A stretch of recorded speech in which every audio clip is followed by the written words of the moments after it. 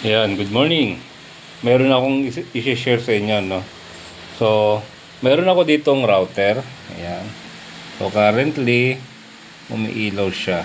Ayan, may ilaw. Siya ay supplied nitong mini UPS. Ayan.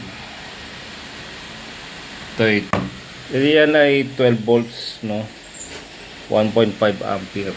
So, itong mini UPS din is merong battery sa loob. Ayan, tatlong battery. Tapos, nakasaksak yan dito sa outlet natin. So, in case na, halimbawa nagtatrabaho ka online or nagla-live streaming ka, napakalaking bagay nito. Alam mo kung bakit? Kapag biglang nawalan ng kuryente, ayan o, hugutin natin. May ilaw pa rin.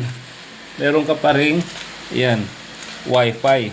Meron ka pa rin internet connection. Yan ang advantage ng meron kang mini UPS. Hindi depending ang iyong trabaho online.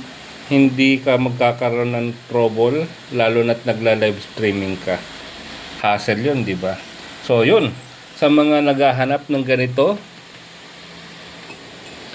order lang kayo dyan sa link provided.